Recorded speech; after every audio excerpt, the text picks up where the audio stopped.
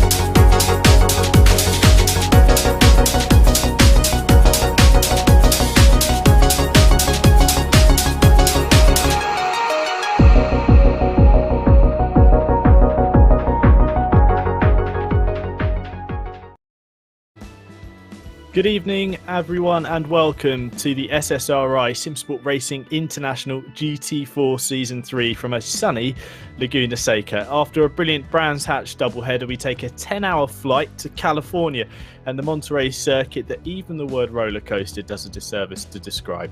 The incredible 3.602-kilometre WeatherTech Raceway is steeped in motorsport history as the site of some mesmeric racing action. Who can forget Alex Zanardi's The Pass in 1996 and Valentino Rossi's own recreation at the 18-metre plunge through the crazy corkscrew back in 2008. I'm Tim Fulbrook. I'm delighted to be joined once again by Chris Hill and Comsbox debutant Mark Neusling. I'll come to you first, Mark. GT4s at Laguna Seca is a recipe for drama, right? It's got all of the ingredients to make this an exciting race ahead of us. Yes, it will, Tim. And I'll hope we see a good race.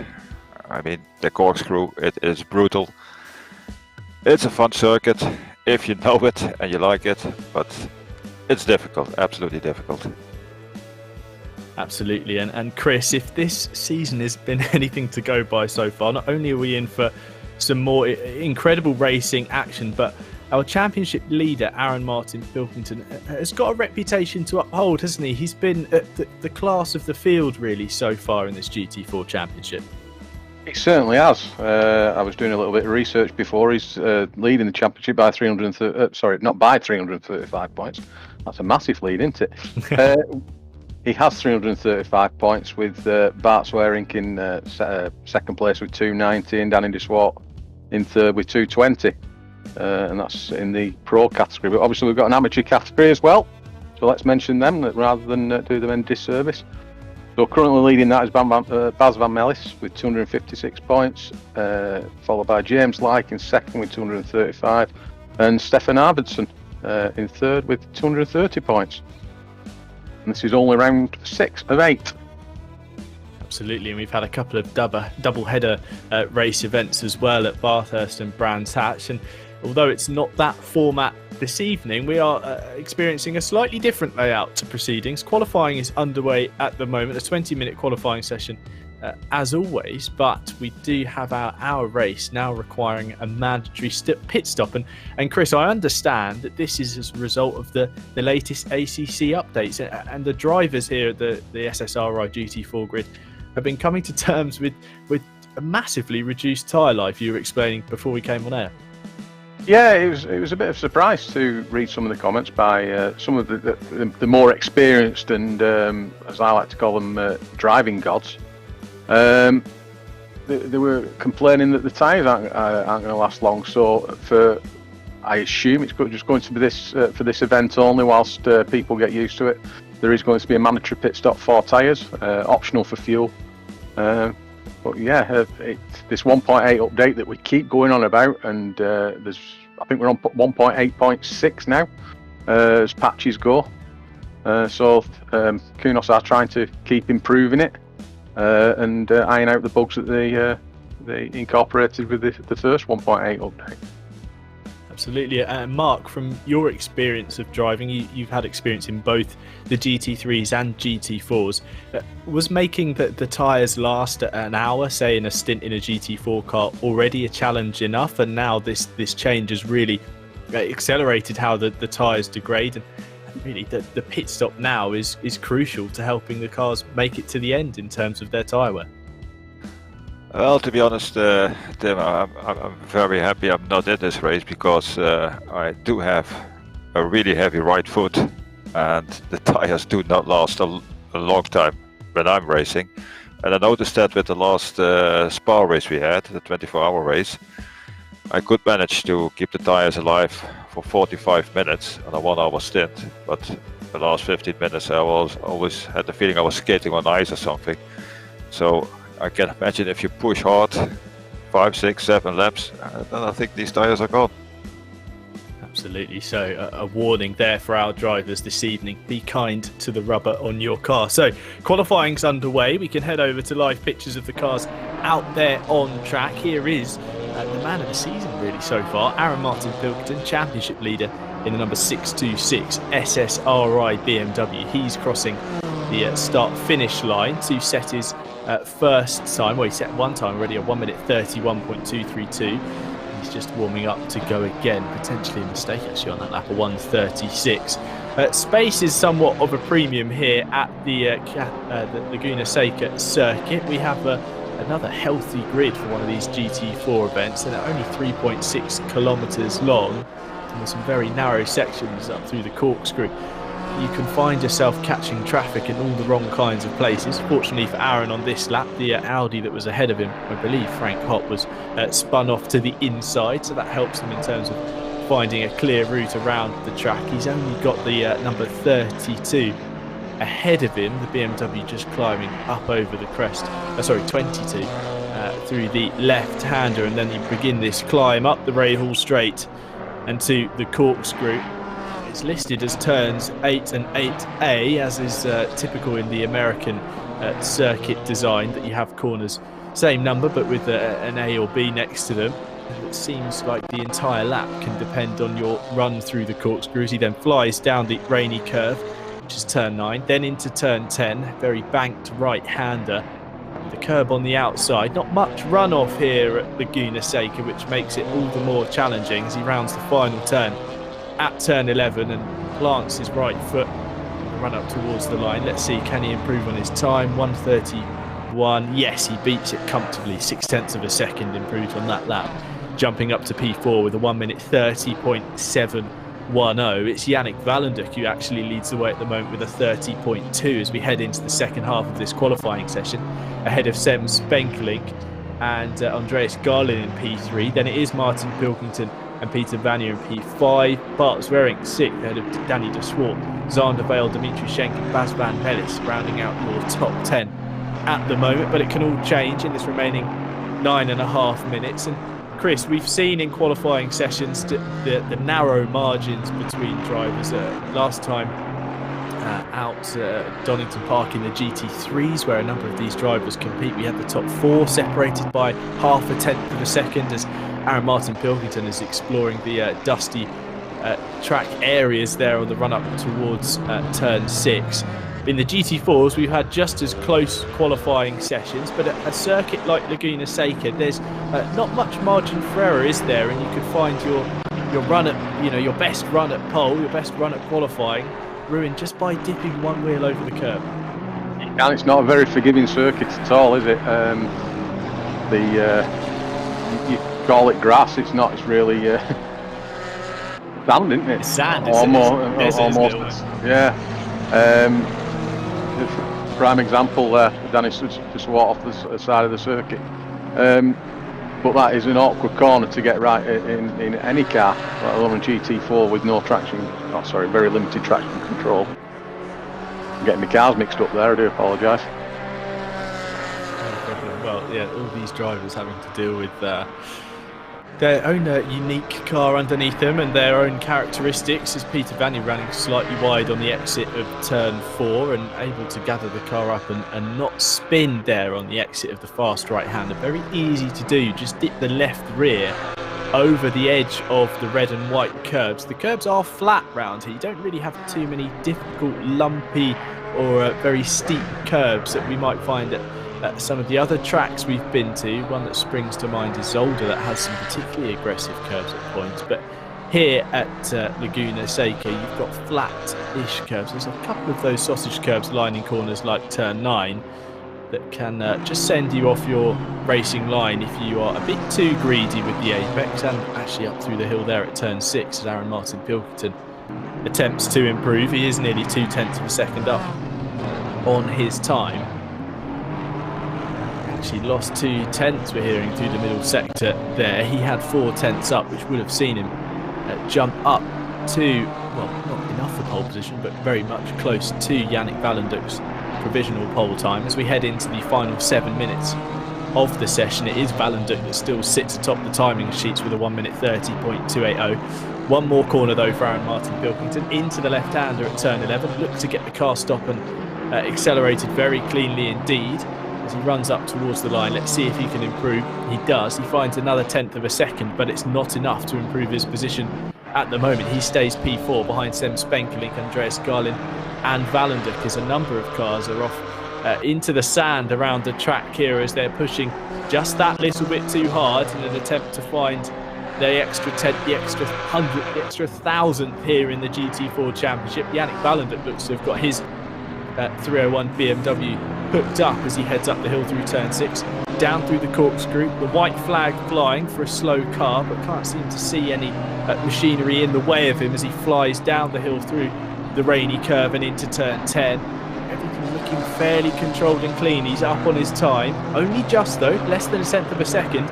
You can see how that delta on the left-hand side of your screen is constantly evolving around the lap, but a great exit there from turn 11 and seeing his time stay in the green. He's definitely matched his best in terms of that final corner, and he crosses the line. Does he improve? No, he doesn't. He's lost some time out there on that lap, and only a 10th. It looked to be a very clean and solid lap there from Yannick, but unfortunately timing screen says he didn't improve. Bart Sverink on screen, he's been the man closest to challenging Aaron Martin Pilkington at a number of events so far this season. He had a run of P2 finishes, in fact came to an end at Brands Hatch with a P3, but he's finished second place more often than not, unfortunately, in this championship for him. Although it leaves him second place in the standings, he's certainly chasing after that race victory as he comes flying down the hill into the right-hander at turn 10 and accelerates on his way to the final corner. BMWs are looking strong here at Laguna Seca, as they have done all season. Out of the final corner, using all of that extra green asphalt there over the red and white curb and up to the line, and it's a new pole time. Bart Sverink under the 5-minute mark left in this qualifying session, a 1 minute 30.065. The temperature just begins to increase in this qualifying session as Bart Sverink now takes the top of the standings, pushing Yannick Ballendup back down to second place. And with Ballendup in the pits, he's running out of time to respond. A 1 minute 40, say, out lap. He's cutting it fine to get round and get 2 laps under his belt as Andreas Garlin proves our point about the fine margins here as he runs over the curb on the exit of turn 6 and runs through the sand, able to rejoin the circuit cleanly, but plenty of time lost. And despite looking like he was going to improve on his time, he's now found himself losing nearly 2 seconds on that run through turn 6. He's just backing off now, finding that space. There are a number of cars in pit lane, so the track map is looking more empty than it has been so far this session. As Frank Hopp in the Audi gets a big slide on there on the exit of turn 4, just hitting that sausage curb on the inside, dislodging his Audi 570 car. Chased on hard though by Jordi Bakker, who's trying to improve from P18 on the grid, a best time of 1:31.445. Unfortunately, sees him a little bit of a way off the top 10 at the moment, but a find of maybe half a second could see him climb well up into the top 10 places, I'd say, up towards Tom Young's current time for P10. It's Peter Vanya in P6. A very strong qualifying session from him, but it all comes undone at the corkscrew as he just breaks that little bit too late and runs on and mark at the top of the hill there at the corkscrew. It's so easy to do, isn't it? Because the camber of the circuit's changing, you're rising up into the braking zone. It's so easy to just break that little bit too late and run on. Yeah, absolutely. It took me personally, it took me a long time before I really had the final point where I had to brake and get into that corner. And if you hit it too late, you will definitely go off. If you're just a little too early, you will lose a lot of time to the straight, and it's a difficult corner to get right. Plus the fact you can still go off the track no matter what, especially when your tires are gone. I must say I have utmost respect for Sam Spankeling in his Maserati without traction control, without ABS, and he's doing great. 4th place at the moment, and he's up, so yeah, absolute respect. It's been something we've discussed at length this season, just how he's managed to drag the pace out of this car, and more often than not the wheels not pointing the direction of the corner. That run down through the rainy curve though looked a little bit understeery in fact, but here into turn 10 it's all thrown out the window as he slides his Maserati Gran Turismo through the right-hander into the final corner, avoiding any lock-up or mistake on the brakes. Gets the car turned nicely, and it squats down under the power as he climbs up towards the start-finish line. He has lost a little bit of time, though, in that final sector, but he still improves by 1 minute 30.550. He's locked into that P4 at the moment, as Garlin in the Mad Goetze Racing Aston Martin once again runs wide on the exit of P6, and you have to be careful when he rejoins the track, because Dmitry Schenk is out there on track. He does so.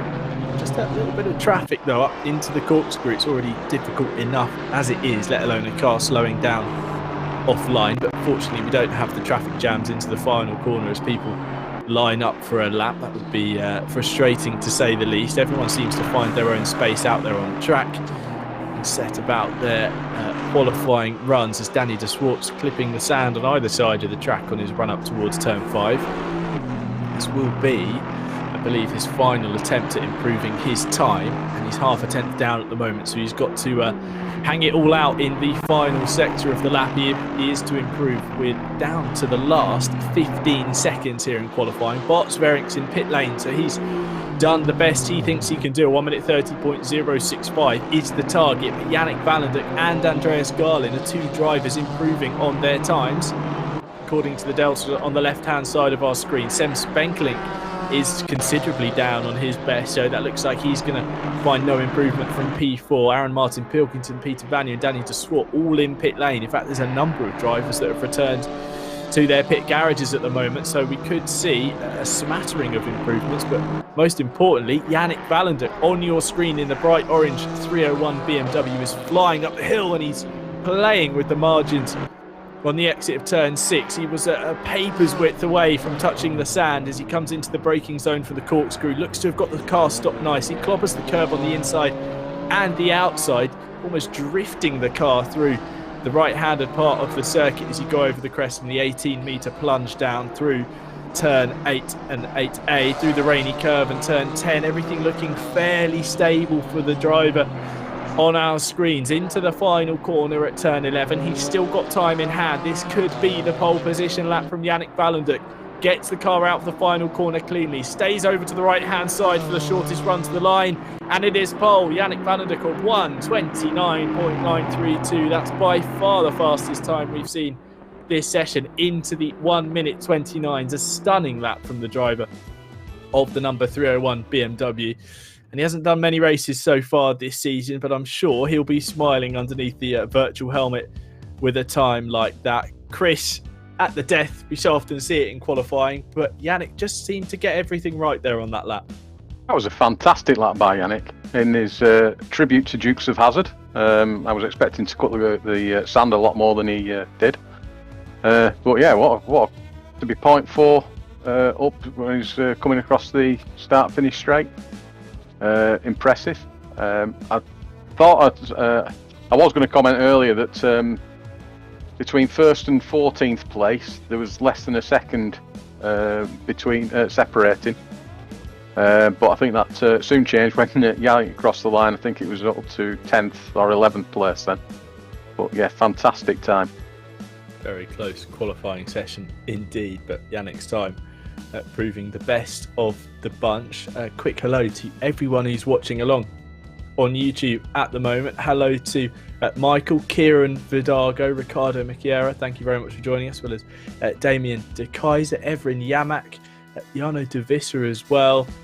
Thank you very much. Don't forget Bass's mum. Yeah, I was about to say thank you very much, Bass's mum.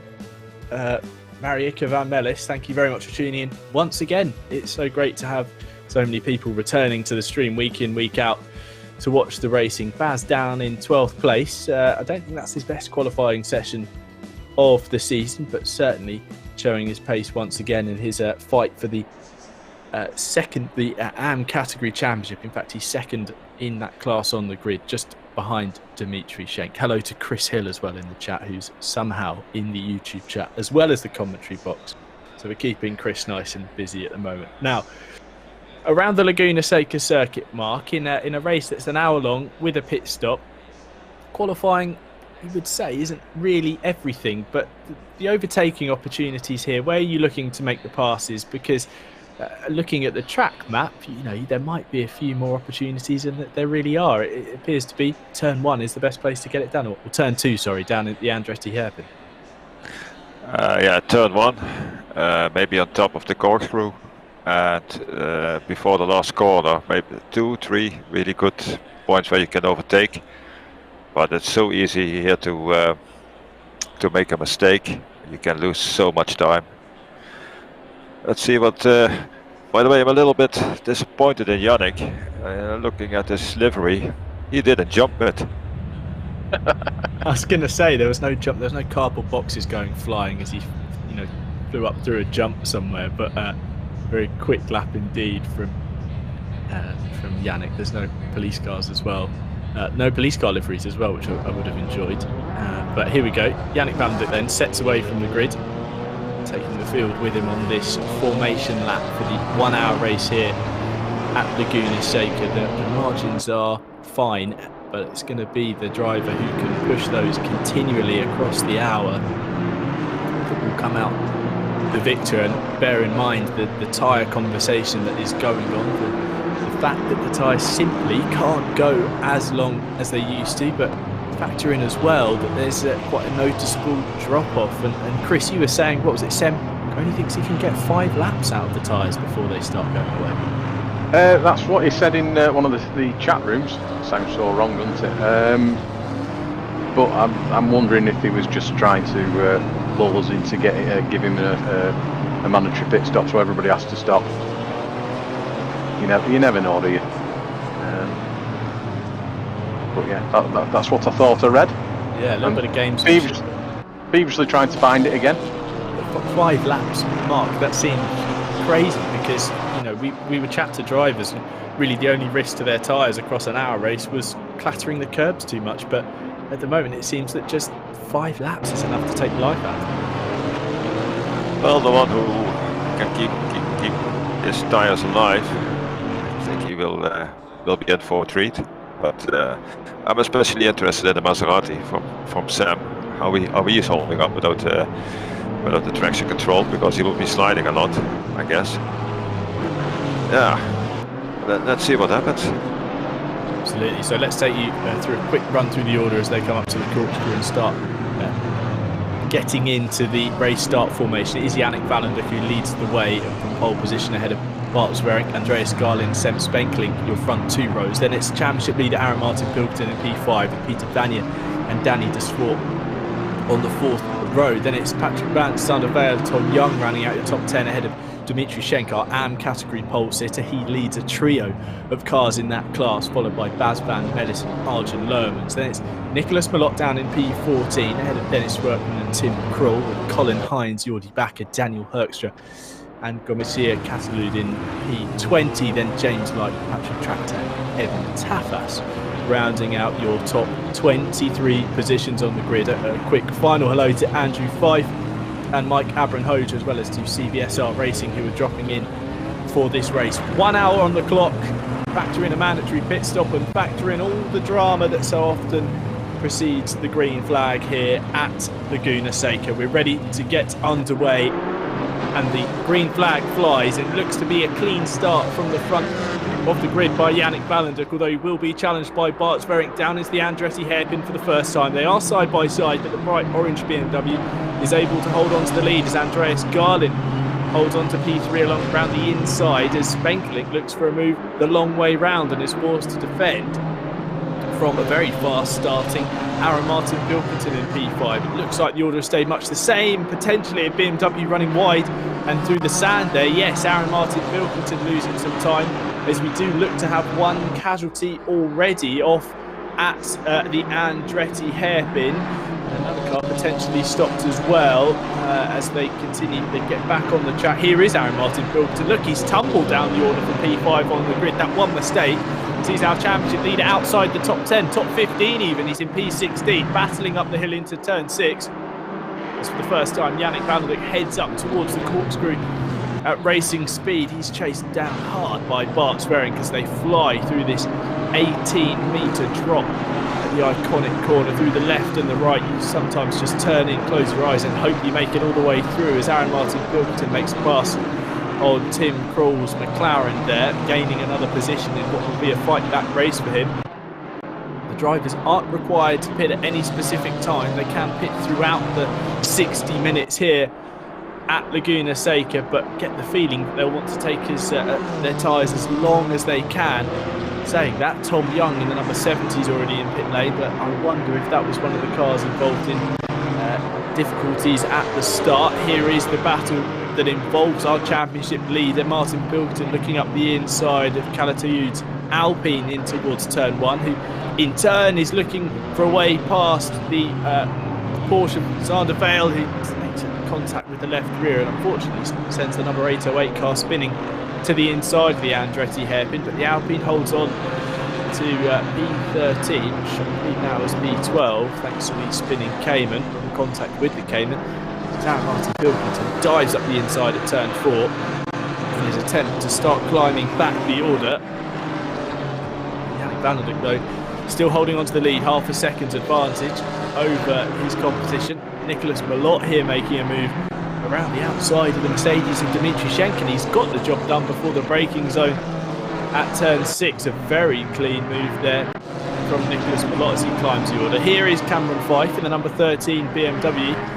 He's down the order in P19, going side by side with Patrick Tractor on the run up to the corkscrew. Tractor running slightly wide over the entry curve, but they're leaving each other plenty of room on the run down through the corkscrew. Very fair racing here at the back of the towards the midfield, as the Daniel Herx was getting involved as well. He's going to try and pounce on Tractor as they are as he's on his way down, really, after being passed by Cameron Fyfe. Then there's Frank Hopp as well, wanting to get involved and look for a way past. Herxter up the inside into turn 11 on the McLaren.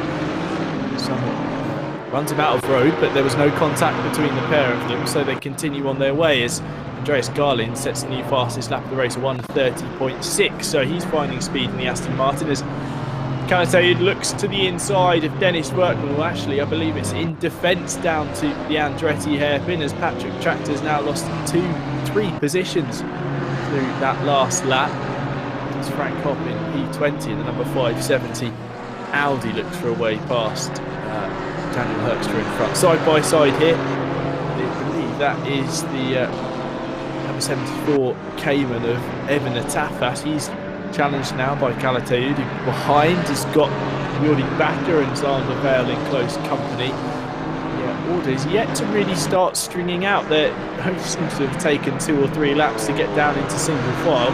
Judging by the pace at the front, everything is still very much close between the top 3. So Andreas Garland's only 3/10 of our second place man Bart Svering. Really at the moment number 301 is not escaping up the road and disappearing into the distance, but Mark, every good race result starts with a good start, doesn't it? And it looks like Yannick's done exactly what he needed to do, defend the position into T1, and now he can set about using that clean air. Absolutely, and he can keep it up. He's more than a second away now. I think he will be gone. Don't see him back again if he doesn't make a mistake.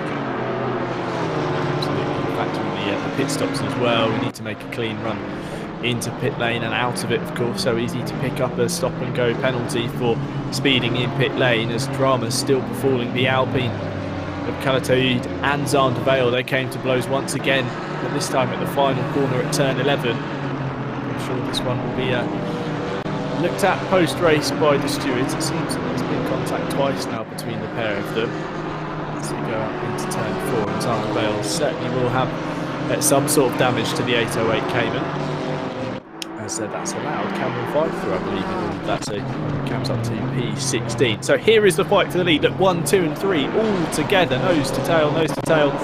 Vanderdyk leads the way from Bart Svering and Andreas Garlin. So fly down the hill, Garlin rattling the inside curbs in the 188 Aston Martin as they run through the right-hander at turn 10. Here's a look at what happened to Aaron Martin Pilkington on that opening lap. Clean run through the Andretti curve. Now into turn 3s on the outside of Sem Spengen. Just seems to turn into the Maserati, hits the door and finds himself out in the sand. And everyone's so close together, they just come flying on through, and he starts falling down the order and earn a second trip off into the dust. Chris, with the pack so close together at the starts, it's one mistake, find yourself out wide, and you can just wave your goodbyes to the train coming through. Yeah, it's especially difficult to get back on the circuit when you've got the train coming through, as you say. I learnt that really badly, being lapped by people. Once you get lapped and that field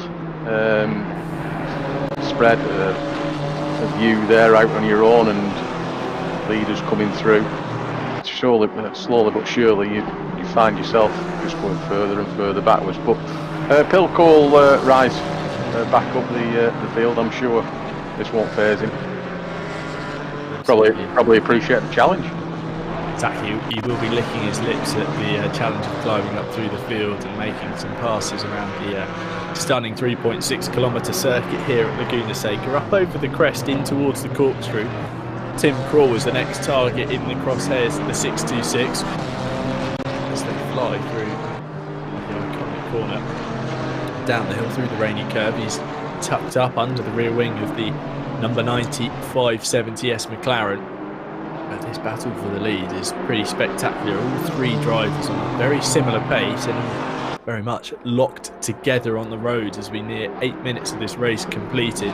Vanenduk looks to have gone in very deep there indeed. Yes, he's just gone sailing on through past the Andretti corner. He's just gone straight into the grass, off into the sand then. Not quite sure what happened. It looked like he just missed his braking zone and continued on his merry way straight onto the scene of the accident. I think he's recovered though, albeit 2 places further down the order as Bart's very smiling under the virtual helmet there. Chris, he didn't have to make the move, he just picked up the pieces. He did. I'm just wondering if he was trying to hide his moonshine.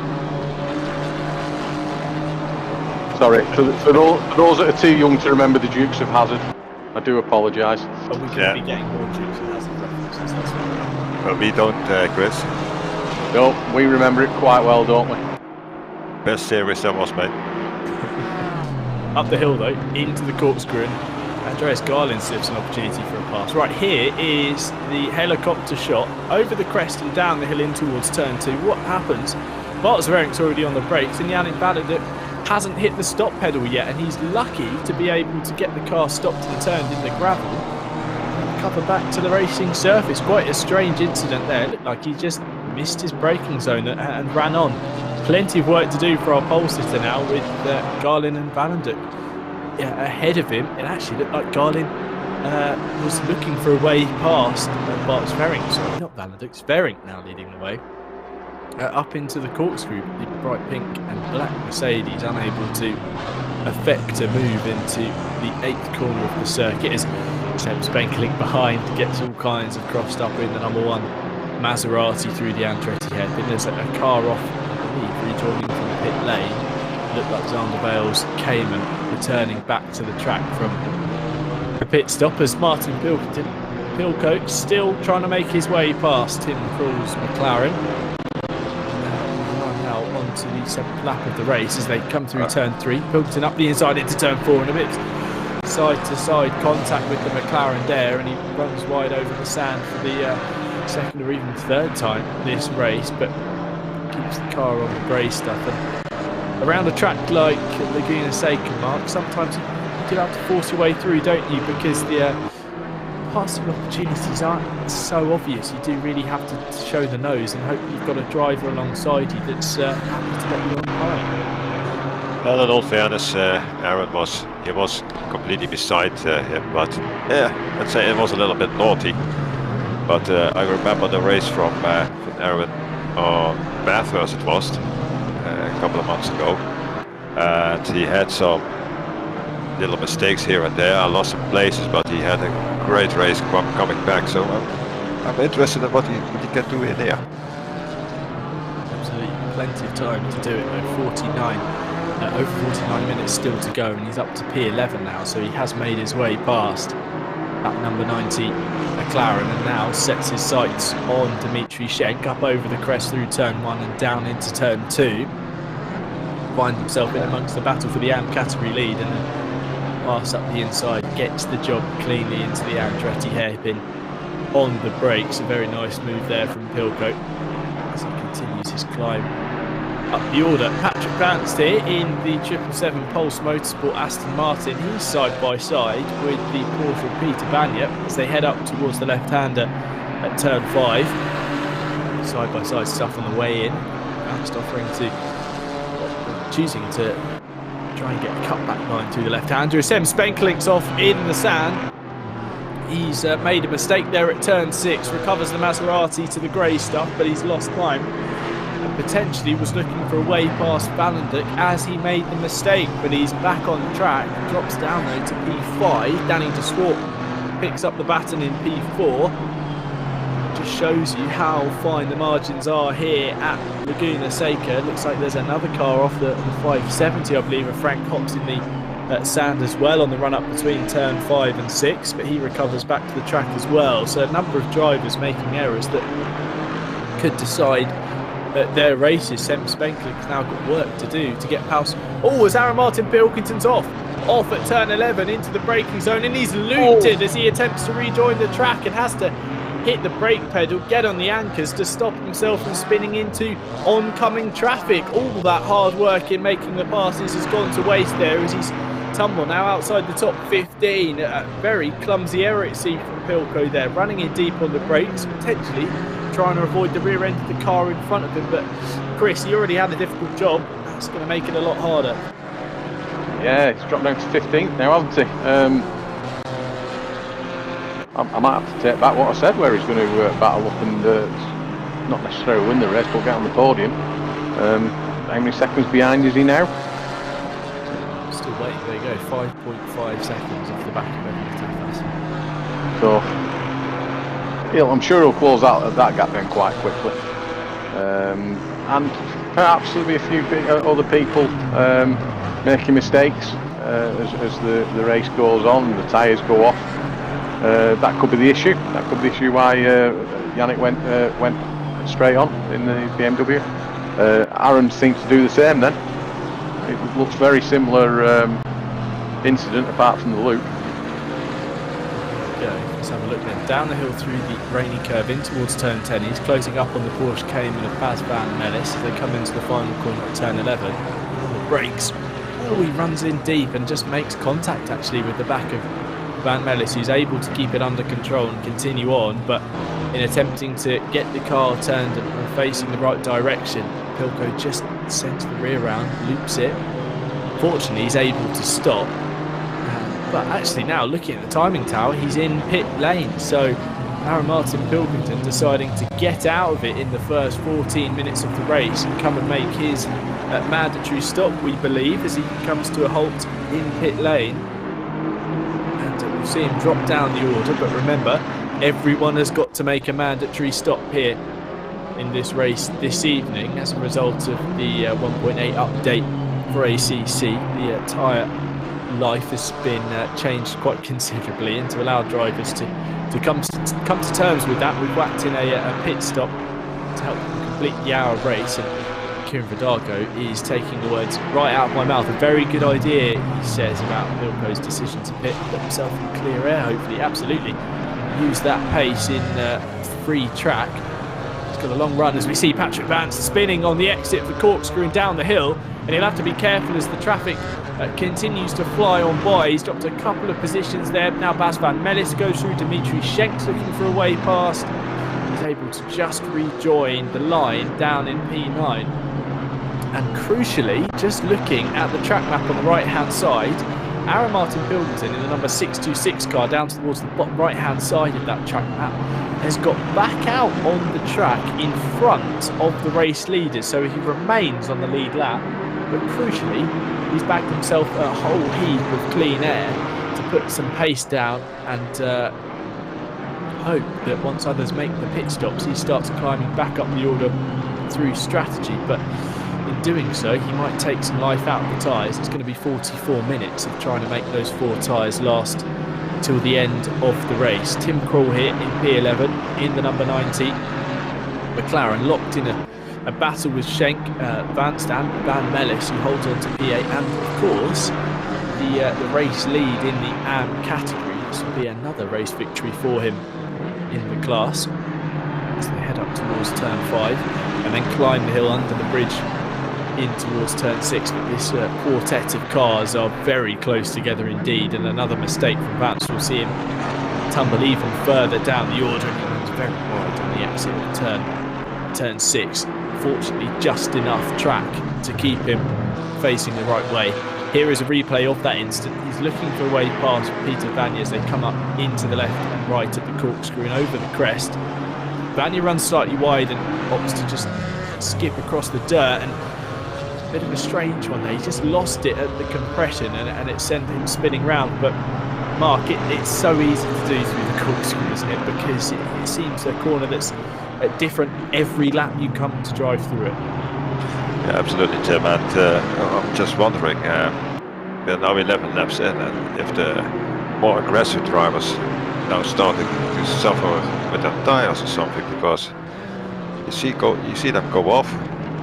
Then these tires should at least last more than half an hour. But if that is the update, well then we're in for some surprises, I think. Absolutely, it'd be interesting to hear post-race whether those, like you say, the more aggressive drivers, the drivers who potentially have it just in their natural driving style to hustle a bit more, really starting to suffer with the new tyres, as this battle was a quartet, now it's a quintet. Bas van Melis, Dennis Verkman, Dimitri Schenk, Tim Kroll, and I believe that was Jordi Bakker looking into the back of things there, all together in the fight from P9 down to P13.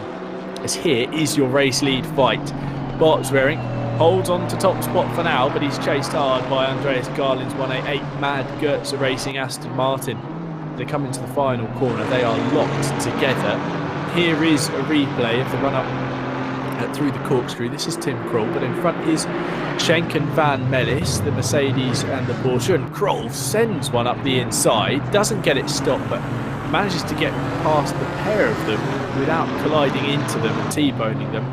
Looks to be a little bit more drama on the way down the hill, as well as Schenk and Van Melis potentially had side-to-side contact, so that's why that battle pack of ebbed and flowed, but crucially have all stayed bunched together as they are battling the circuit as much as they're battling each other. And here's a fight that looks set to erupt any second now. Bart Sverink and Andreas Garlin side to side, or nearly, as they run down towards turn 5.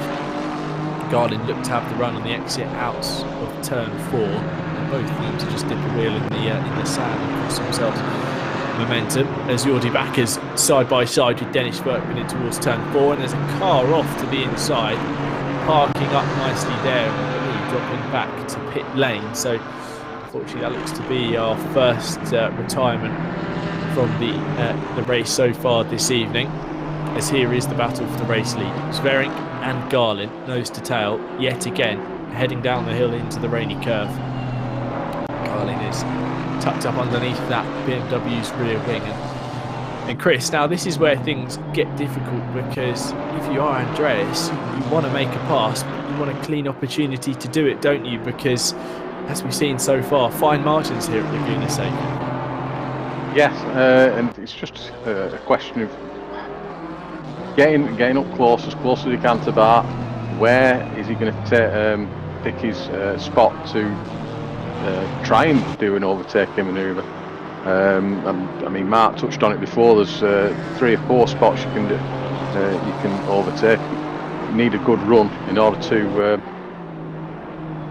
not only get a pass, but get a nice clean overtaking pass. I'm sorry, I'm waffling. I'll shut up now. You made complete sense to me. Just don't worry. I said a couple of drivers head to pit lane, and here it is. Suke Vervaat runs wide on the exit turn 2, and then into turn 3 the car just doesn't seem to go the way he wants it to. Runs off wide through the grass and the sand, makes a collision with the barrier there, and I believe he just stops and reverse parallel parks the car against the barrier and retires to pit lane. As we've seen, the first couple of stops coming in from drivers who are further up the order, Nicholas Malott and Dimitri Schenk pit from inside the top 10. They are obviously going to drop considerably down the order. Just over 20 minutes of this race completed. So some drivers are looking to make that stop.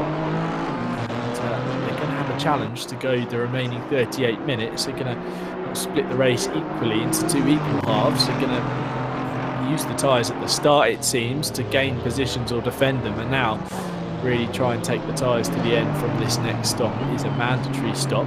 As you can tell on the timing tower on the left-hand side of your screens, there is an orange box with the number 1 on it. That shows that those drivers are yet to make a stop. If you look down to the bottom of the order, Tom Young, Nicholas Malott and Aaron Martin Pilkington all have green boxes next to their name to show that they have pitted. Now, with some pit stops taking place, we're going to see the orders ebb and flow. We'll try and keep you across who is in the net race lead, but it looks like Aaron Martin Pilkington has come out just behind Nicholas Malott's number 22 BMW. Now, considering that Martin Pilkington pitted a few minutes, 3 laps before his BMW fellow BMW driver, interesting to see that that's the time he's already made up. He could be inside the top 10 on the net strategy once it plays out already. That's already the time he's found in the first few laps of his stint. But crucially, like we've said, and we'll say it again, the tyres are going to be vital to the race result here at Laguna Seca as Andreas Garlin looks to feint to the pit lane. There's a replay here. This is Tractor and Fife are together on track heading up towards turn 6 under the bridge there and into the left-hander. Tractor just runs so wide and Fife is lucky not to follow him off into the sand, but keeps the car under control and rejoins the circuit as cleanly as possible as this fight continues. Now, Mark, if you were in Andreas Garlin's position here, are you going to blink first and make that pit stop to try and make something happen, or are you just going to wait your time and maybe hope that Bart makes a mistake? How are you approaching this from Garlin's point of view? To be honest, you're asking the wrong person, because I'm known to pit as late as possible and try something else. But at this point, if I was him, yes, I would try the undercut, because looking at that BMW, especially on the straight, it's just too fast. He can't get the toe. So he has to try something. Absolutely, and like you said, if the turn 2, the Andretti hairpin, is really the best overtaking opportunity, it makes it even more difficult than it already is to get a pass done there if your car can't match your competitor in terms of straight line speed. So things are really starting to shape up here with the pit lane strategies as Sem Spenkling looks for a way past Danny Sport, very close indeed to the rear of the CBSR Racing number 57 Mercedes, down through turn 10 and into turn 11. The real problem for Sem though is getting the car stopped and getting the power planted with no traction control ABS in the Maserati Gran Turismo GT4. It's really up against it in terms of just getting this thing round the lap, let alone trying to do it quickly, trying to fight for position. As another slide there through the 2 apexes. Is there a plural for apexes? Apeces of the first real apex. Yeah, that sounds correct, isn't it? I'll write that one down for future use. It sounds good. Whether it's true or not, it's a different mark, but it does sound good. It's as difficult as Lexus, isn't it? Lexus, Lexi, Lexus. Do you really want to say it, or am I going to get banned? Potentially. Yes, I'll shut up. Yeah, sideways Sem doing his usual, sliding as much as he possibly can. Yeah, and here is a look from the helicopter cam. Dennis Ferkman in towards turn 4, just dips a wheel over the curb, unsettles the car. Now up towards turn 5. Let's see what happens here. Let's get the car stopped nicely in. Oh dear, Evan Atafas going in very late, making contact and spinning. They both spin to either sides of the circuit. Now, I'd like to say there's no malicious intent involved there, but I'm sure that one will be looked at by the stewards post-race, as that's 2 races very much damaged in one incident. So still looking for a way past Danny Desport as pit stops continue. Jordi Bakker as well has made a stop, and we've got this group of cars that are further down the order that are pit stoppers, one of them being Dmitry Schenk, who's just gone a lap down to our race leaders as Swearing and Garlin are still nose to tail on track as inset picture in picture there. Simsport cutting across the sand after a mistake there at the Andretti hairpin. It looked like he just potentially got a slide on and couldn't keep the thing under control and was forced to cut across the inside. That's not what Sem needs, but when he's been playing with fire throughout this season in driving that Maserati, it was just one slide too far, time lost, but he has recovered back to the track and it looks like he hasn't lost any positions. He's just lost time in his fight with Danny de Swart for P4. Bart Zwerink though continues to lead the way. He's holding on and he's doing exactly what he needs to do. And Mark, we talk about defensive driving and we talk about defensive lines and how best to hold on to your position, but sometimes the best thing to do is just continue on your way and drive your line. Well, looking at the BMW, there he goes first. He goes into the pits. So let's see what Andreas can do, because I think he was faster overall, but he just couldn't get in front of Bart. So let's see what happens now. If he has enough fuel for a few more laps, then maybe he can do you call that overcut? Yeah, yes. Well, yeah. I suppose it's the opposite of under, isn't it? So I suppose it would be the overcut, but it'd be interesting to see if he can make it work. Here's Sem Spenklink's mistake then at turn 1, and he gets sideways, gathers the car up, but is forced to cut across the dirt, and he's fortunate that there's the pit lane exit road there for him to use. There's a whole host of pit stops now as Spenkelink, Vance, De Tafas and Fife all head to pit lane as James Light looks for a way past Tom Young around the outside of the rainy curve as they come down the hill into turn 10. There's two Mercedes side by side into the right hander, the 114 on the outside, number 70 on the inside into turn 11. He has the high ground as Tom Young and he's able to hold on to the position for now, but I get the impression that Light will be looking for a way back past out of the final corner. He's tucked in the slipstream over the start finish line as they come up over the crest and then fall back down the hill in towards turn 2, the Andretti hairpin. How close and Light able to close up even more so on the brakes, but can't get the job done and can't make a pass there as we see Sem Spenkling returning to the track in the background. So a couple of drivers have maybe taken there's a spin actually. Tom Young spins to the inside. He touched him. Yeah, I was going to say contact because Like slows up, does the sportsman thing. Lets the Mercedes rival back through.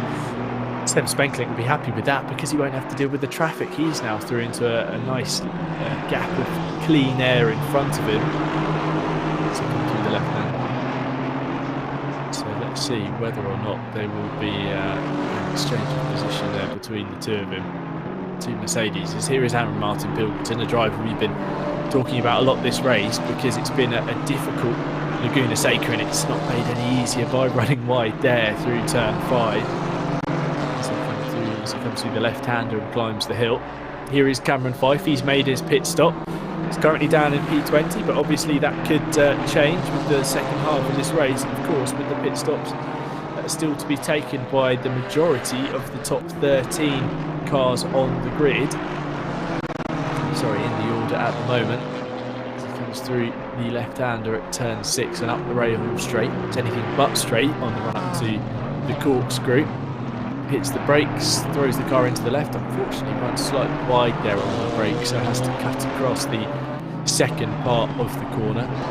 As it comes down the hill through the rainy curve and just looks to be struggling on this particular lap as Andreas Garlin continues on for another tour of the Laguna Seca circuit. Well, with half the race gone and half the race still to go, let's give a quick run through the order. It's Andreas Garlin who leads the race but is still yet to stop. He is ahead at the moment of Yannick Valenduk, who is currently taking his mandatory stop. Then it's Danny de Swart, Peter Vanny with Baz Van Mellis and Tim Krul in P6. Then it's Arjen Lermans, Patrick Tractor, Bart Zwerink and Sem Spenkling who are top 10. As Andreas Garlin makes his way past the Pulse Aston Martin there.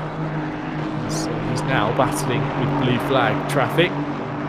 Then it's Jan Weichenboom in 11th place ahead of Tom Young, Geordie Backer, Nicholas Malott, Patrick Vance, Dimitri Schenk and Cameron Fife now up to P17 as Aaron Martin Pilkington is in pit lane And now there was a BMW off in the dust with a hole in the sand and looking fairly stationary, and that's confirmed it. It looks like our championship leader has come to a halt and retired from the race, as Peter Vanya here potentially having his own incident up towards turn 6. Yes, gets in the sand, spins to the inside, clatters the barrier, tries to rejoin as safely as he can, but it looks like our championship leader has headed back to pit lane. What happened to Pilko, says Mike Abramosa and Kieran Vidago. Oh no, Pilko. Yep, it looks like he's stopped out on track and is no longer in the race. So his attempts to climb the order, fortunately, have come to a bitter end with 28 minutes to go here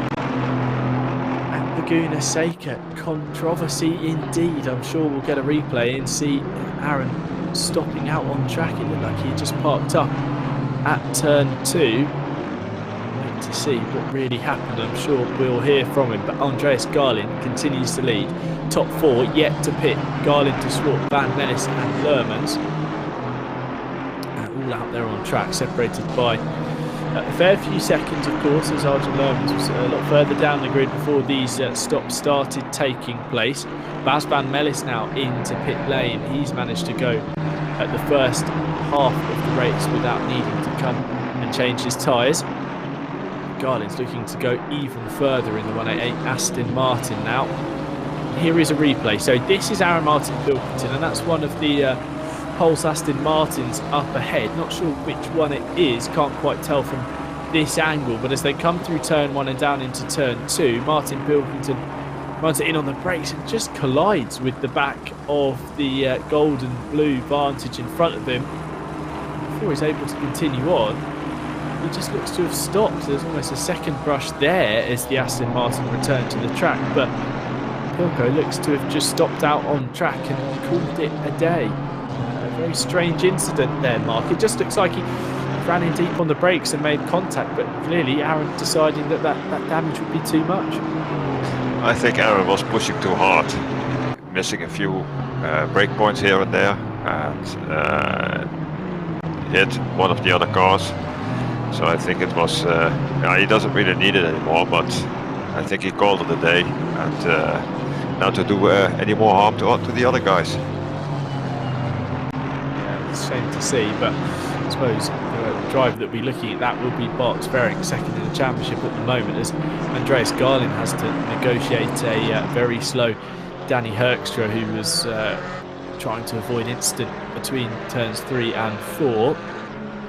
As they here now, Evan Tafas is battling away with the Sol Alpine on the grid of Kalatoyuds, number 14. So come into the right-hander at turn 4 and head up towards turn 5. Tafas was involved in an incident here early on. Let's see if he can keep it clean into the left-hander. That's a job there of making any contact with any other cars. As Bart Sverring now sets the pace, a 1:30.522, the fastest lap of the race so far. He's making use of those newer tyres, but we have seen some sort of drop off indeed, or at least drivers taking the best out of their rubber in the early few laps, as Tafas gets the job done into the corkscrew and moves up a spot. He does run wide though on the exit. That's going to cost him momentum. Down through turns 9 and 10. He's able to just hold his line and hold the position. Now, looking at the timing tower, Yannick Valenduk in the number 301 is ahead of Bart Sverring. So after making that mistake early on, after running on through turn 2, it now looks like that on pace he's able to have gathered that position back up, and he's now in the net race lead, as our race leader is in pit road. Andreas Garlin and Danny de Swart making their mandatory stops. They are still stationary in pit lane. The track map shows that. You can see in just the bottom left hand corner of the track map that the two cars are stopped, and this is going to be crucial. How close can Valenduk get to the bright pink Aston Martin? Now Garlin in the inset picture heads up towards the pit exit line. He gets to shortcut turns 1 and 2 as well. He releases the button. He's off the pit lane speed limiter as Valenduk flies across the start-finish line. They could be very close as they head towards the first real corner on the track, turn 2. Now, on the inside, Garlin has to negotiate a narrow pit exit. Flying in towards the hairpin comes Yannick Balenduk. They are going to be almost nose to tail as they come up towards turn 3. Yes, they're in the same camera shot. So all that time has been gained by Balenduk on the fresher tyres. He pitted earlier following his mistake, and he's now been able to use the rubber to leap ahead, crucially, of Bart Sverring. But now he's continued to close the gap on Andreas Garlin, so the fight for the lead is well and truly on in the remaining 23 and a quarter minutes here at Laguna Seca as they head up the hill in towards the corkscrew on the new tyres. Patrick Tractor now under the rear wing of Dmitry Schenk up over the crest, and he's looking for a way past into the first corner.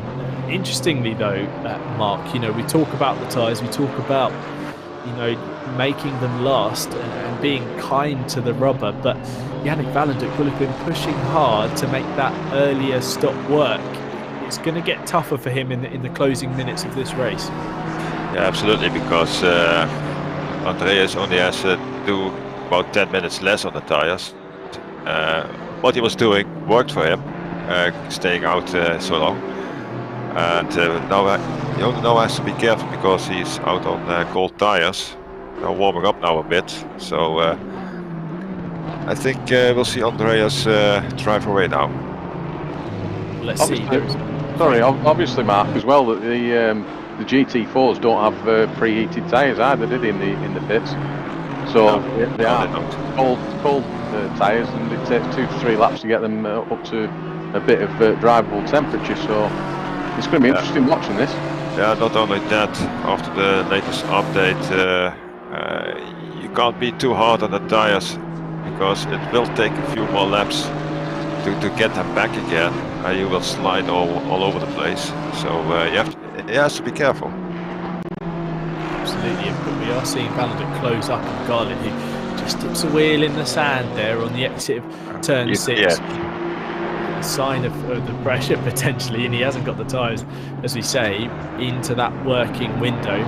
Now, we've seen that the Aston Martin was unable to make the pass on Sverring earlier on, didn't quite have the speed in the straight line, but now he's got a BMW a 10th back, and with the speed of this car, I wonder how long it's going to be before Balenduk is looking for a way past. But like we say, if Garlin can get his tyres up to temp now, if he can make sure he looks after them, he should be able to use the better tyre condition than Balenduk, who pitted a few laps before. Really make that work to his advantage as he pulls out a few more tenths just in that final sector of the lap. It's taken himself now to 8.5 tenths of a second ahead of the BMW when it was hovering around the 2/10 mark after the Aston Martin made its pit stop. 20.5 minutes to go here at Laguna Seca, and Kieran Vidago saying yes, that Pilko has to hope that anyone but Bart Sverring wins this race, and in terms of the championship that would be disastrous for Martin Pilkington if his main rival and his closest challenger was to pick up maximum points. But crucially at the moment it looks like Andreas Garlin and Yannick Balenduk are going to be fighting it out for the lead here. Bart Sverring is nearly 4 seconds back from the leading duo, so there's time to be gained if he is to fight for the race lead and really maximise the retirement from his championship rival. But he's running out of time to do so, and I hesitate to say whether he's got the pace to get the job done. So the order at the moment, as we head into the final third of the race here at Laguna Seca, it is Andreas Garlin who leads the way from he's got a lead of less than a second over Yannick Balenduk's number 301 BMW. Then it's Bart Sverring in the number 12 rounding out the podium positions. Danny de Swart, Sem Spenkeling, Peter Vanya, Tom Young, Geordie Backer, Nicholas Malott, Tim Krul complete your top 10 positions. Then it's Patrick Vance, Bas Van Mellis, and then this battle on screen, Cameron Fife running slightly wide on the exit of turn 6. That's going to allow Dmitry Schenk through on the run up into the corkscrew, and Patrick Tractor is looking for a way past the BMW as well into the left and right. And Fife is able to hold on to the position from the McLaren. Unfortunately, he has lost a spot there in that mistake. So he's down to P14, Tractor rounds out your top 15. Then it's Evan Atafas and Kalatoud's Alpine in P17 with Vale, Lermans and Dennis Burke rounding out your top 20 positions. The leader in the AM category again is Baz Van Mellis, number 11. Porsche Cayman, he's ahead of Dimitri Schenkel, Cameron Fyfe, the two drivers on the screen that are battling away, and Van Mellis, who is over 10 seconds up the road, will be hoping that this fight continues and that gap between the pair of them, between him and his nearest competitors, continues to extend in this final third of the race. But it's been exciting action up and down the order, and once again drivers are coming to terms with the tyres with this new update. Cameron Fyfe getting a wriggle on the exit of turn 13.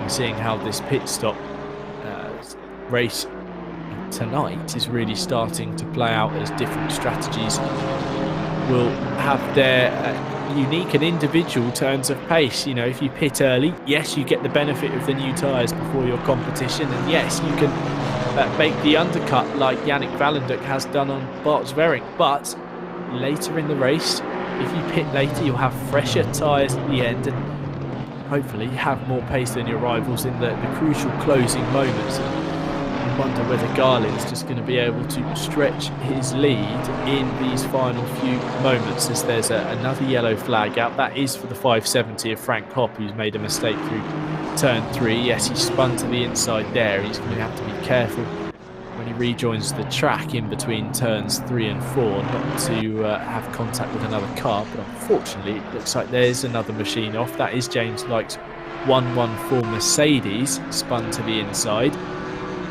He's going to be looking to, unfortunately, he's going to have to wait his turn to get back in line. He cuts across the track in a gap. He waited his turn to find the gap and cleanly make his way across the track. Unfortunately, he is dropped very far down the order as a result, down to P22.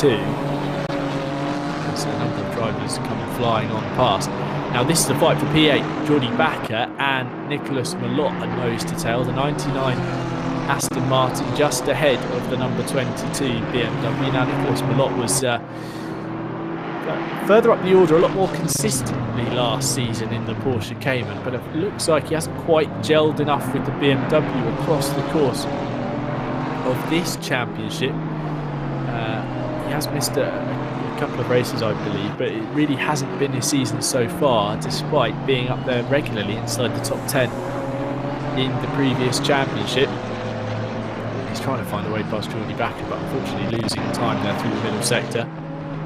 As this trio continue to fight, as well as Dimitri Schenk and Cameron Fyfe are still going at it, with Patrick Tractor in tow as well. But I'm sure Fyfe would be very pleased if he eventually finishes in the current position, even if he loses out to Tractor, as he might do here into turn 11, because he is holding on to the final stop on the final step, on the AM category podium as they head up over the hill through turn 1 and down in towards turn 2 at the Andretti hairpin. And Chris, the battles, as always this season, doesn't matter if you're fighting for the race lead or fighting for P14 in this case, the racing is just as hard and just as fair as anywhere else in the order. It is. It's quite. I'm quite proud of the communities that we all race in here. Obviously, we did see the dive bomb from Evan earlier on, but I'm sure that was a mistake more than deliberate. But yeah, they're all quite clean drivers. Incidents are investigated by the stewards later in the week once an incident is reported, but quite a lot of the time there's apologies are accepted. But yeah, battles all down the order. And every fight's worth winning, isn't it? Bragging rights. You know, it doesn't matter if you beat someone for P20. You beat them for P20, isn't it? It's still a fight worth winning. Yeah, even if you score no points, you finished higher than the person in front. And when you read the Discord afterwards, there's quite a lot of praise. I could have had you and all that nice stuff, but you beat me into that corner. My tyres were going off. Yeah, it's quite good to read, and obviously we're privileged to be able to read all those comments. Absolutely. Now, there's a couple of cars, I believe, causing a yellow flag. The number 14 or potentially 74 is off. Could be the Alpine of Kalataou down the hill into turn 10, but he looks to have recovered back to the track. As Patrick Tractor continues to fight and try and find a way past Cameron Fife, but Mark, he's got a bit of an uphill battle, hasn't he? Because we've seen how quick that BMW is on the straights. He's going to have to set a move up maybe 2-3 corners before the eventual pass. The BMW and the McLaren, they're both very quick on the straight line speed, and it will be difficult. I think he has to wait until Cameron makes a little mistake. Maybe then he then gets a chance. Oh, there we go. No, he didn't. Really, that would have been perfect timing if it had happened, just as he said that. So down the hill though, Patrick Vance is now fighting with Bas van Melis. In fact, he's just got past the number 11 Cayman, who made a mistake at the corkscrew we're hearing. So Baz drops a position, but crucially holds on to his spot at the lead of the race in the AM category, as it looks like Tractor has got the job done on Cameron Fife, and we did see the BMW just running a little bit too wide on the exit of turn 6 before climbing up the rail straight into the corkscrew. And I wonder if that just cost Fife momentum. Tractor was able to get the job done on the brakes as they head over the crest and down the hill in towards the Andretti hairpin. And now Tractor's got to try and put that pace down onto the track and kick away from the BMW of Fife, who is still as close as ever to the McLaren through turns 2 and turns 3. He gets to be the aggressor now and apply the pressure to that McLaren, the number 313 car, as they come through turn 4 and head up towards turn 5 into the fast left-hander. He's got a much later apex than you might think. Really used the camber as well to just carry the speed through the corner as you then start climbing up the hill. You begin your ascent towards the corkscrew, flying through turn 6, both drivers keeping well away from the dust and sand on the exit of the left-hander. Now here is a replay of the move. So Fife defending slightly on the run up towards turn 6, and as they go through the left-hander, maybe runs a little bit too wide there, costs himself some momentum and speed, and as you climb up the hill, that lost time is just multiplied on the run towards the corkscrew. He did give it a good go fighting back on the brakes, did Fife though, but Tractor able to hold the line. He had the higher ground as they plunged through the corkscrew.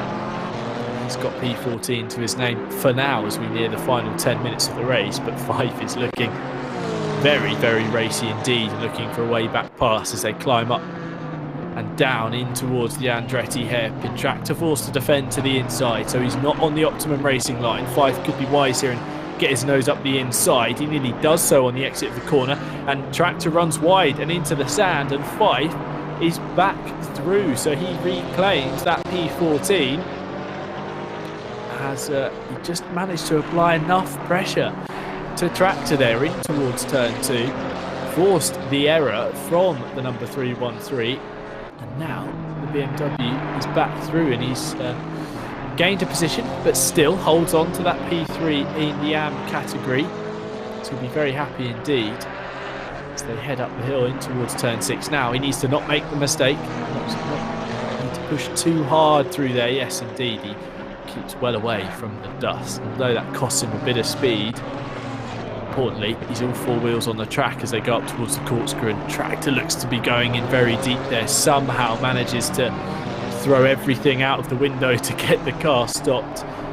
He gets it done into the corkscrew, but he's lost more time to his rival. As Frankie Helliwell in the chat, yes Cam indeed, a great move from him to force the error from Tractor into turn 2. We're inside the final 10 minutes here at Laguna Seca.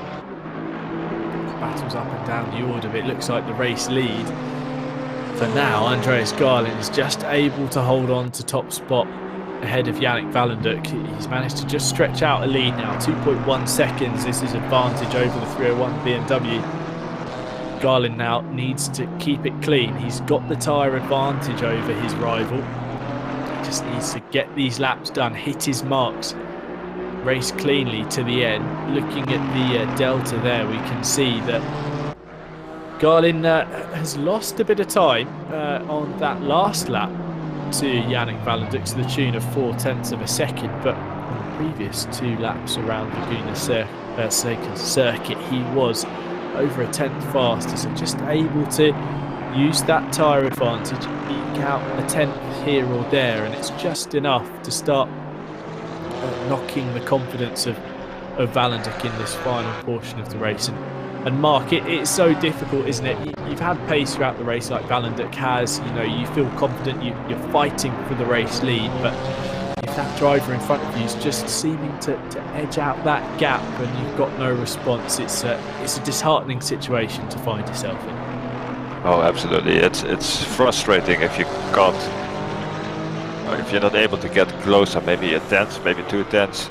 It's just not enough. Not in this 7 or 8 minutes that are left at the moment.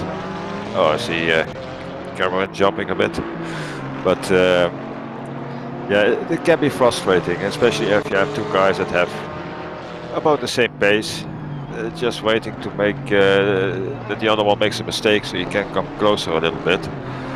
But yeah, it can absolutely be difficult. So here we are then, final 7.5 minutes of this race here at Laguna Seca. Cameron Fife holding on to P14 in his fight with Patrick Tractor and the DD Racing McLaren as they come up to turn 4. Fly through the right hander. Fife just doing enough to hold on to his spot. He's just able to keep that car off the sand at the moment. We don't want another mistake from Cam. He's made a couple this race that have cost him positions, but the one driver who will be hoping for a mistake is Patrick Tractor, who's his own error lost him the position at turn 2 or 3 laps ago. Now it's a real fight to the line. 6 minutes 40 seconds to go here. Going to have potentially 3 or 4 laps left as they thunder down the hill through the rainy curve. So here is the fight then for P11. Patrick Vance 777 Aston Martin with Bas Van Mellis in the number 11 Porsche Cayman behind. Now Bas is on for an AM category win. It will be his 2nd of the season. And as he comes through the left-hander at the Andretti hairpin and heads on his way up towards turn 3. Through the right-hander, just clipping the curb. Lost a little bit of time through these first couple of corners to Vance as they go through turn 4, and Vance on the sand there on the exit. Look how much speed that's cost him. Bas Van Mellis looking to the inside in towards turn 5. They are side by side.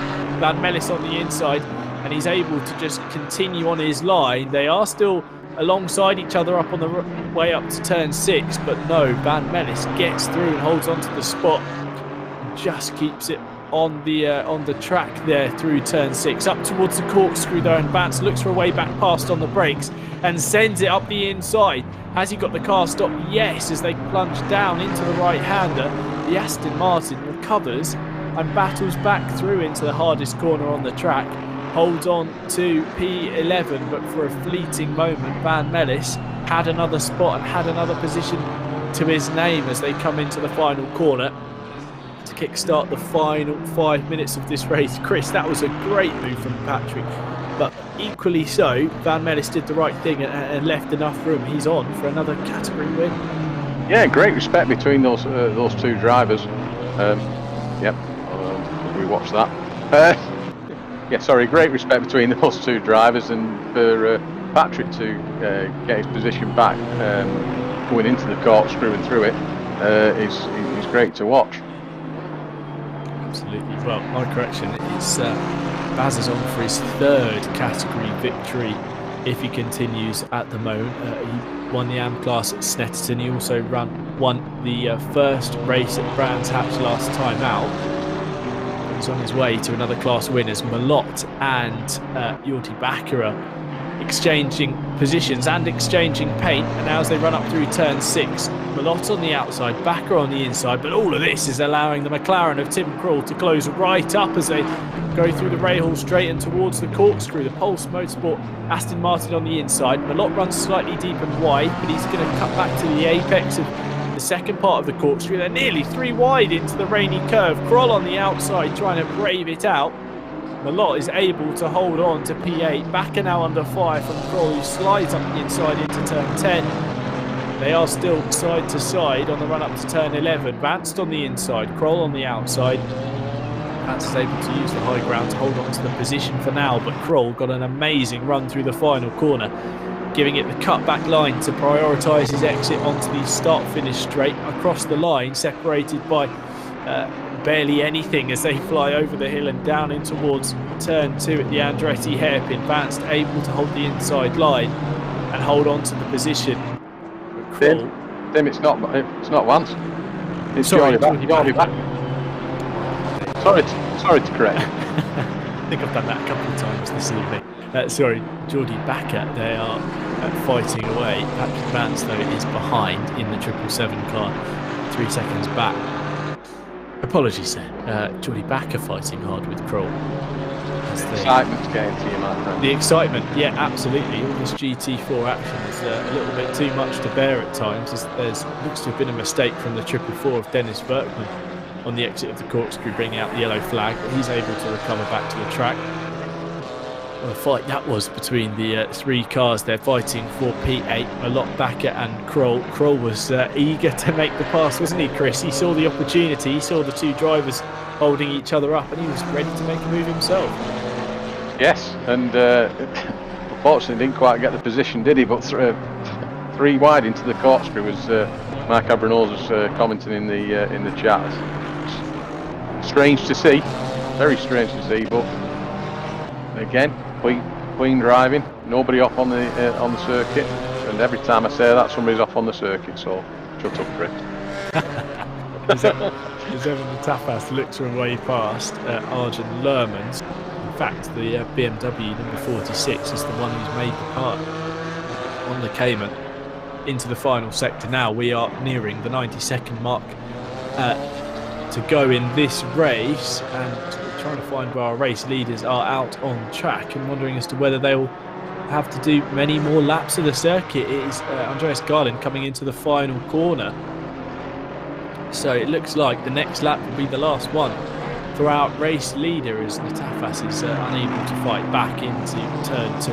Here is our race leader, Andreas Garland, and we can see the drop off there in terms of pace. His best time of 1:30.6. He's now at nearly a second slower on the last lap, and bear in mind he pitted later than Yannick Valenduk, who has actually managed to close the gap. A mistake from Garland we're hearing on the last lap, a couple of laps away from home, and he's nearly thrown it all away. But this looks to be the final lap of the race. We'll obviously count that timer down and see when the white flag waves in towards turn 5, and yeah, Valenduk is visibly closer to our race leader as they head up the hill and under the bridge and into turn 6. Now I wonder if Valenduk is starting to feel the pressure with the tyres. I thought he was going to run on there through turn 6 and into the sand, over the crest, into the corkscrew. Manages to get the car stopped, but Valenduk is flying behind,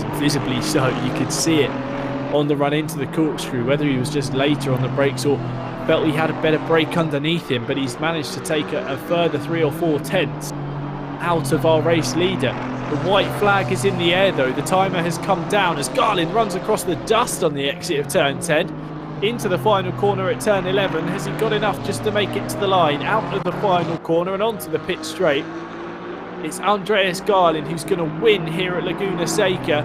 A valiant effort, but he's chased home by Yannick Valenduk in the number 301 BMW. Then it's Bart Sverrik who will take P3 on the podium as his main championship rival quits from the race after the halfway point. Then it's Danny de Swart and Sem Spenklink, your top 5, and then this gap back to Peter Vanya in the number 34. He's only just coming through at turn 10 and in towards the final corner. Checkered flag is waving for one of our Mercedes there. I believe that's Jan-Paul Eikelenboom taking the checkered flag. Put the red flag away, Marshall. We've had enough of those over the weekend. Is up towards the line. Here comes a few more of our competitors, including Peter Vanya. 30 seconds off the back of the top 5. Just shows you how close things were and how that top 5 really had the pace, or at least the measure of the track and the tyres, compared to their rivals, as Tom Young takes P7 just 6 seconds ahead of Nicholas Malott. Then he's only 2/10 ahead of Geordie Backer. Tim Krul coming home in P10. Bas van Mellis looks to have found himself crossing the line in P11 there ahead of Patrick Vance. Then it's Dimitri Schenk, Cameron Fife picking up a podium in the AM category as well in P14 with Patrick Tractage and Lerman's Evan Atafas. Zander Vale and Kalataid rounding out your top 19. Jan-Paul Eikelenboom in 20th position. What a race, Chris, an exciting fight, and the pit stop really proved to be the better there of Garlin, because he was able to not only go longer in the first stint, but found himself on the better tyres at the end, and he was able to hold on to the lead from a very quick Ballanduc. Yeah, it was close, wasn't it, when he came out of the pits just in front of Yannick, and then it took the 2 or 3 laps to warm the tyres up, and then maintain the lead off him. What surprised me was how far Bart dropped back. So I don't know if he had an issue in the pit stop or whether he just settled for third. I can't see Bart settling for third, in all honesty. He's a fighter and likes to push the car as much as possible. But that's his is that his third consecutive third place? That's easy to say. I think he got third places, but in both brands' rounds, didn't he? Yeah. And there again. Absolutely. So he has another podium finish to his name. That completes a run of 7 consecutive podium finishes, and in a field as close as this, that is impressive to say the least. And of course he will be picking up points against his championship rival Aaron Martin Pilkington, who failed to finish, dropping out of the race halfway. And Mark, an exciting race all the way through there, but strategy just proved to be the right call for Andreas Garlin on the tyres. Absolutely. He drove a few laps more than the rest, so in the end he had fresher tyres, but I still find it amazing that after a 1 hour race there's only 6 seconds between the first 3 guys. That is absolutely amazing, and we didn't see a lot of incidents or accidents or something, so it was really enjoyable to watch. Absolutely. Now a couple of the drivers are waiting in the green room, so I'm sure we can bring them into the virtual commentary booth to have a word with them about their race. So let's start off with our race victor this evening, Andreas Garlin. Congratulations, you're taking your first win of the season, and a very impressive performance at Laguna Seca. How was your race tonight? Oh, this was a really tough one, and thank you for the congratulations for my victory. It's feeling great. I'm really thrilled. It's, as you said, it's my first victory, but yeah, the race is so tough, especially with the quality of this field. And Yannick Lewis Valeduk really pushed me in the end, and I think my brakes were just about to break last laps. So the real question is, how were the tyres? You know, we brought in this extra pit stop as a result of the update with the ACC game. We had the change to the tyres, and also bringing about a real increased rate of degradation to the tyres. How did you find managing them around a circuit where there's not only little room for error, but it places a lot of pressure on the front right? It was a really tough one. I really had to make an effort in the practice session to look at the degradation, do my strategy. But I felt like after 2-3 laps after they were heated up, they just were gone. So yeah, it was really difficult to manage the tires. And yeah, as I said, my tires and brakes were just fall apart in the end. It was really tough. So was your plan all along to go as long as you could into the race? We saw you pit, a couple of laps, if not more, after the likes of Bart Swearing and Yannick Valenduc. Was that always your strategy? Yeah, I wanted to extend my strategy to not be affected by traffic. So I was trying to extend, and hopefully, I was hoping that Bart and Yannick was being held in traffic. So that was my strategy going into the race. Yeah, and it worked. So yeah. Yeah, absolutely. A fantastic result for you. What was going through your head though when you returned from the pit lane? You have to negotiate that very narrow pit exit here at Laguna Seca, and you saw the bright orange BMW behind you. Did you think the fight was really on for that remaining 25 minutes or so? Yes, absolutely. I know that Yannick is really fast, and especially on cold tires, coming out of the pits, it was a struggle to keep enough pace to have him behind, because I knew if he was just behind me at the end of the straight, the long finish straight, he would overtake me, hands down. So yeah. Well, this season for you, it's been a bit up and down, I would say. Each race, it seems you have to put on a recovery drive. It must feel good, though, to finally get that win to your name. Yes, absolutely. And we had this race in GT3, so this was my recovery, or how you say. I was really thinking in my head to what to say on the interview, but now I forgot it. I'm really sorry. Don't worry. Absolutely. Well, look, congratulations, Andreas. A fantastic race win for you. Go away and enjoy it, and come back next time fighting, hopefully, for another race win. Yes, thank you, Tim. See you. We'll go over to our second place finisher, Yannick Valenduc. Yannick, you had a really strong start to the race. Then there was a mistake at turn 2 that saw you drop back, but recovered and you took the podium. How was your race this evening? Yeah, good evening, guys. Good to be back. First of all, congratulations to Andreas. Really very, very well deserved, I think, this season especially. Yeah, I had a pretty surprising qualifying, to be honest. I wasn't expecting to be on pole.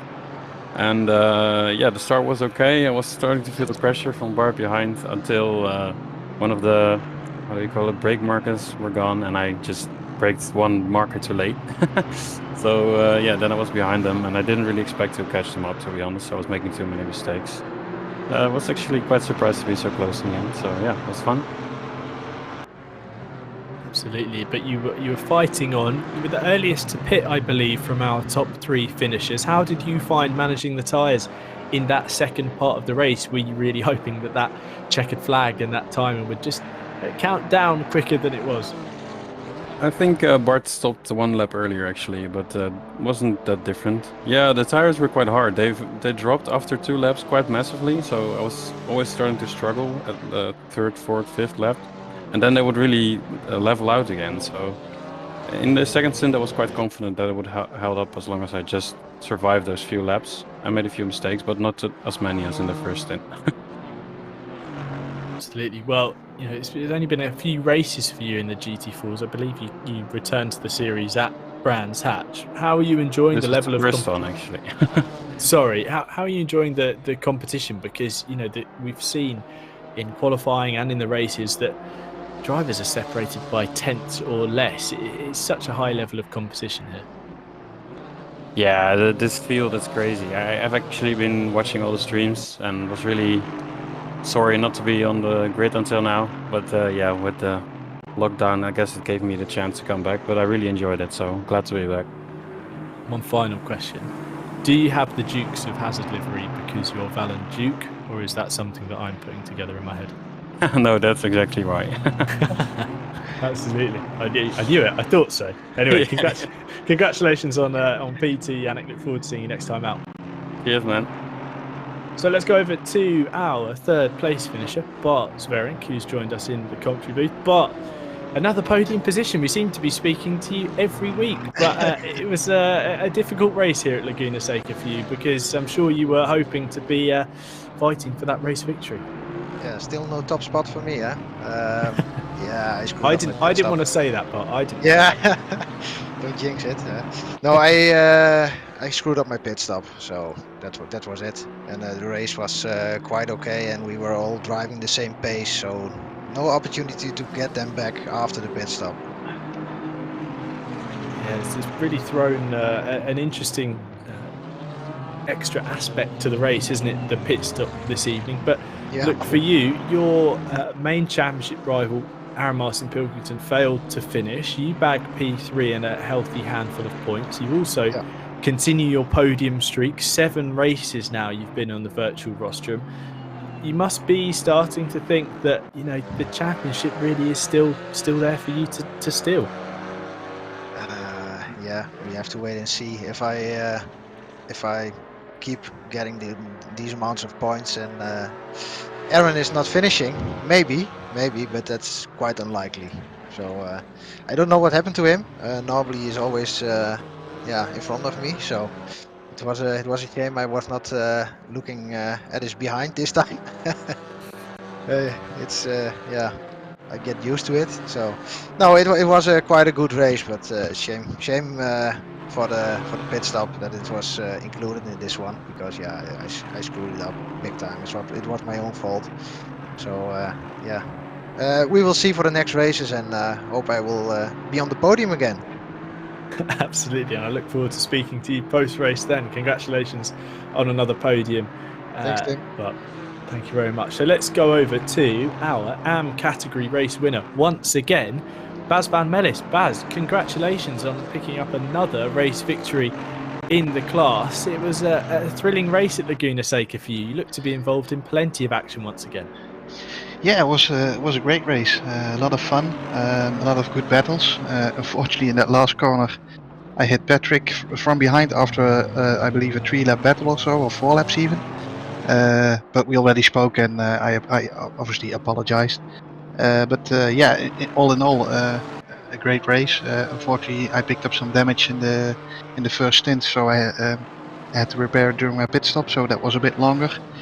But yeah, happy to finish first again in class, obviously. Yes. Yeah. Well, it's still a race victory, isn't it? But you were involved in plenty of battles, and obviously just outside the top 10 overall. But how did you find the tyres? Because we saw drivers who potentially had a bit more clean air and were travelling around, you know, able to lap without battling. They had potentially the tyres were able to just eke out a little bit more from them. But you were right in the thick of it. Did you really notice the change to the life of the tyres? Well, I believe that before my pit stop, I was doing high 31s, low 32s, with obviously the odd one being a bit higher because of the battles. And I believe afterwards I was doing the same times, but the Porsche is really good on the tires, and the pit stop wasn't really necessary, I think. But I do think that obviously when you don't have a pit stop, you leave with more fuel. So the right front will probably start to struggle towards the end of the race. So I think it was a good compromise doing the mandatory pit stop. Of course, another victory in class. Are your eyes on that championship battle, or are you just trying to do the best you can each week in terms of the overall fight? Well, I must say that I'm a bit more cautious when you're obviously driving in front with a lot of the pro guys surrounding you. You don't defend as hard as you would with somebody in the AM class behind you. Obviously, in the beginning, I had Dimitri behind me, which we had some great action, and you obviously defend a bit less, keeping in mind that you just want to finish the race and obviously try to have the best position possible. Well, congratulations, Baz, on another victory in the AM category this evening at Laguna Seca. Thanks, Tim, and obviously also congratulations to Dimitri and Cameron on the second and third place in class, and on the top 3 in the pro class. Brilliant, thank you very much, Baz. So let's go to the second place finisher in the AM category, Dimitri Schenk. Dimitri, again, another car that we seem to see have plenty of time on our broadcast this evening. You're involved in plenty of battling in your black and green Mercedes. How was your race at Laguna Seca? Oh yeah, exactly what you said. You know, plenty of action, and especially with in the beginning with Bas and a whole bunch of people, and I thought it was a little bit too crowded, so I opted for early pit stop. Could have worked, but I think 2 laps after the pit stop I lost it in turn 5. So yeah, that cost me about 8-9 seconds, and I knew by then, you know, Bas has to make a mistake, and otherwise I'm not going to catch up to him again. And you know, he does not make many mistakes. So from then on, I tried to do my best, and I got into a really nice battle with Cameron 5 and Patrick Travers, and yeah, that was really nice. Great racing. I had a lot of fun.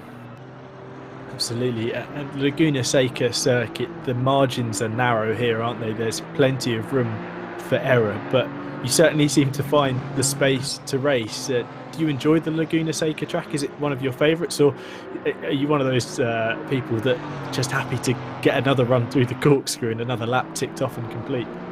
No, I like this track. It's I think it's great fun. And, I really had to adjust with the patch. I think all cars are much different, and for my, you know, it feels like you have to go really slow into the corners, because if you go a little bit too fast in the corners, it starts sliding very quickly. So I had to adjust, and you know, it felt slow because you go so slow into the corner, but you know, the Merc has great speed once you put the throttle down. So in the end, it's a pretty fast car, but it was different than I was used to. So that was another challenge, and I really liked it, and I'm glad that I stayed out of trouble this time. I had a couple of incidents last races. Couldn't do much about it, but you know, then you get involved in incidents. So I'm glad it was clean, and I had a lot of fun. Yeah. Brilliant. Congratulations, Dimitri, on your podium in category. Thanks, Tim. Let's go over to the final driver on the AM class podium. It's Mr. Cameron 5. Cameron, what a race for you. You seem to be being passed, then doing the passing yourself. It looked like you had a thrilling time here at Laguna Seca. How was your race? A lot of fun. Yeah, a lot of fun. Absolutely bottled qualifying. I was 14th in practice, and then couldn't get a lap together. Started at the back of the grid, and yeah, made my way up to 14th with some great battles, I must say. Absolutely. You looked to be... Seemed like you were side by side with everyone, every corner it seemed at some point during the race, but the real fight was in those closing 20-15 minutes or so, your battle with Patrick Tractor's McLaren. It was certainly an interesting one to see, and it looked like it was the driver who made the least mistakes, which is difficult to do here at Laguna Seca, isn't it? Yeah, there was some of that took place, I guess, but he seemed to catch up to me through the corkscrew section and sort of those back right and left corners. But then I suppose I just had him on the rest of the circuit. But yeah, he was getting very close at the end, and it was a bit of a twitchy moment, shall we say. But yeah, nice little drag race down the straight to finish. But yeah, probably my most enjoyable race in my sim racing career. And I usually hate Laguna, but I might have to reevaluate that, because that was a pretty decent one. I was going to say, a strong performance from yourself. You must be pleased with getting on this, AM category podium. But you know, we talk about the two classes, and you know, I'm referring to this, podium in class. But really, it was a strong result overall, and the level of competition in this field is very high, isn't it? It is, yeah. A lot of fast drivers.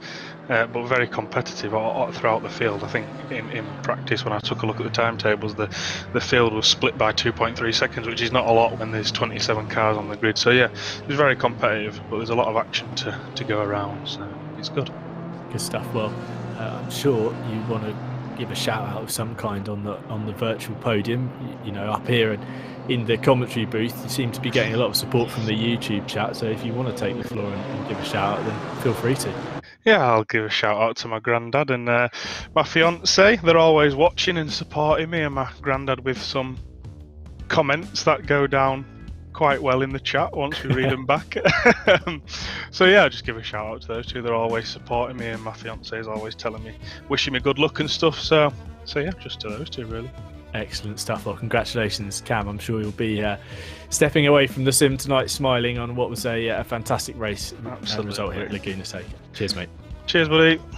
Thanks, Cam. So, look, Chris, we hear from the drivers post-race, and I think that's one of my favourite parts about doing this and doing these races, because you can hear not only are they, so happy to be where they are or you get that result, but you also get to hear the struggles and the problems they had, and it sounded like the tyres really were something the drivers were having to consider across the race this evening. Yeah, I think we called it, didn't we? And my streak of getting things right is astounding now. I think we're on 4, aren't we? I was going to say, I think we're on. That Bart messed his pit stop up, which was a shame. But yeah, this GT4 season is exciting to watch. You do a really good job of interviewing all the drivers, and their enthusiasm comes across in bundles. So yeah. Absolutely. Well, thanks, Chris, once again for joining me in the commentary box to go through this action that we have in the GT4 Championship. Thanks as well to Mark Neuselings for dropping in and lending his opinion on the racing we had tonight at Laguna Seca. Thank you as well from Steve Proudly, our broadcaster, to everyone watching on. It's been great to have so many of you in the YouTube chat enjoying the racing, and as well offering your opinion, your insight, and what you think about the racing taking place on your screens. I hope you all join us for the next race. It's been a thrilling round here at Laguna Seca. Andreas Garlin picks up his first race win of the championship season as our championship leader Aaron Martin Pilkington hits struggles. Will he bounce back next time? You'll have to tune in to find out. But until then, thank you very much for watching, and good night.